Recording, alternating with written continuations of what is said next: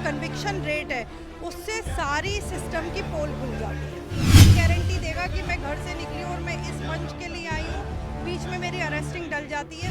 अगर आप रेप पीड़िता से मिलने के लिए जा रहे हो, रास्ते में आपको अरेस्ट कर लिया जाता है और 3 साल 2 साल आपको रिहाई मिलने में लग जाती है। और तरीके से NSA, किस तरीके से UAPA और ऐसे ही तमाम काले कानून हैं जिनका नाजायज़ और गलत तरीके से फ़ायदा उठाकर लोगों की आवाज़ों को दबाया जा रहा है। चाहे क्योंकि एक तरफ मेरा ये मानना है, क्योंकि मैं खुद भी वकालत करे हुए हूँ, कि कानून भले ही अंधा हो सकता है लेकिन इंसाफ अंधा नहीं होता।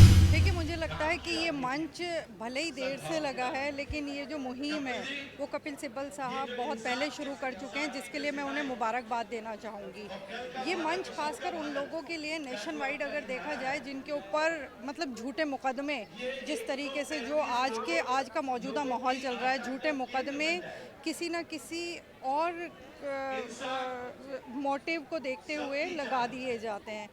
तो ये एक शुरुआत है उन लोगों के लिए जो कहीं ना कहीं फाइनेंशियली, इकोनॉमिकली बैकवर्ड है, या पीछे फैमिली है, बच्चे हैं, नहीं देख पाते अच्छे से प्रॉपर तरीके से, जिनकी पैरोकारी नहीं हो पाती और सालों साल लग जाते हैं इंसाफ मिलने में।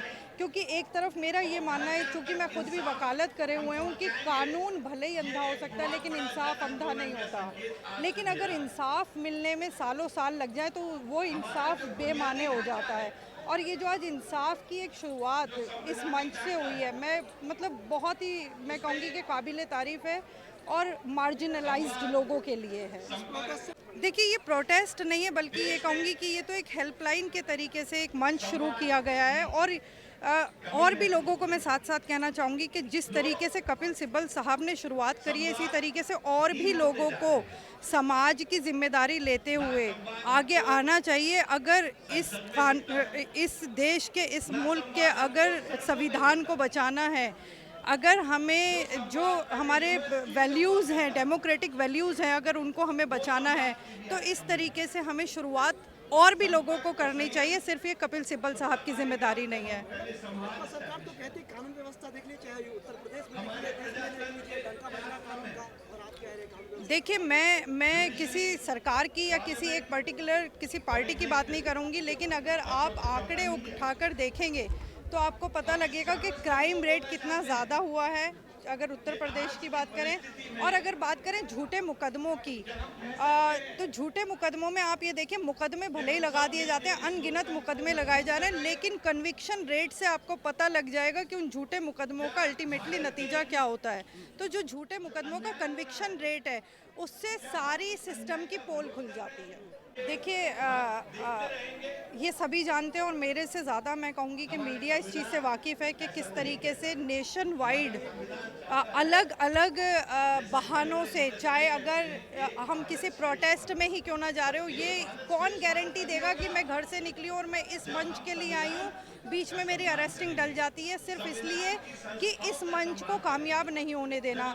अगर आप रेप पीड़िता से मिलने के लिए जा रहे हो, रास्ते में आपको अरेस्ट कर लिया जाता है और 3 साल 2 साल आपको रिहाई मिलने में लग जाती है और बच्चे घर मतलब एक एक जगह का दरवाज़ा खटखटा लेते हैं लेकिन इंसाफ नहीं मिलता। तो आप इसको सिस्टम कहते हैं, आप इसको लोकतंत्र कहते हैं, मैं कहती हूँ सब कुछ ख़त्म हो चुका है और ऐसे मंच की बहुत ज़्यादा ज़रूरत है। कि मैंने आपको कहा कि आप खुद उठाकर देखिए कि किस तरीके से NSA, किस तरीके से UAPA और ऐसे ही तमाम काले कानून हैं जिनका नाजायज़ और गलत तरीके से फ़ायदा उठाकर लोगों की आवाज़ों को दबाया जा रहा है। चाहे वो किसी भी आप प्रोटेस्ट को देख लीजिए, दबाने के लिए करते हैं। किसी अगर मान लीजिए कोई कहीं पे कुछ गलत हो रहा है, उस अत्याचार को खिलाफ उठाने के लिए, अगर आवाज़ को उठाने के लिए लोग इकट्ठा होते हैं, वहाँ रोका जाता है। अपोजिशन को किस तरीके से कमज़ोर करने की कोशिश की जा रही है।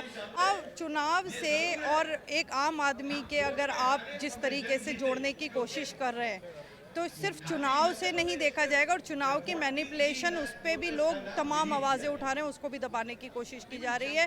चुनाव जीतना या हारना और लोकतंत्र की हत्या करना, ये दो अलग अलग चीज़ें। इसको अलग अलग अगर तरीके से देखा जाए तो मुझे लगता है कि हम इस देश को बचा पाएंगे। इस वकील का कॉल है और यहाँ पे सारे वकील आए हैं। वकील को कहा जाता है कि जो शोषित लोग होते हैं उनकी आवाज़ उठाते हैं। आप लोग अपनी आवाज़ उठाने आगे, क्या वकील भी खतरे में हैं? नहीं, मुझे देखिए, हाँ, कपिल सिब्बल साहब खुद एक वकील है, और अगर आप यहाँ देखेंगे तो काफ़ी तादाद में वकील भाई यहाँ पर आके खड़े हुए हैं, और मुझे लगता है कहीं ना कहीं उन सब लोगों का ये एक सॉलिडेरिटी का मैसेज है कि हम लोग कपिल सिब्बल साहब के साथ खड़े हैं, और पूरी जो लीगल फ्रेटर्निटी है वो कपिल सिब्बल साहब के साथ खड़ी है। सॉलिडेरिटी का मैसेज है। ये वकील अपनी लड़ाई नहीं लड़ने आए, वकील उन लोगों की लड़ाई के लिए आए जो मजलूम दबा दिए जा रहे हैं, जिनके बाद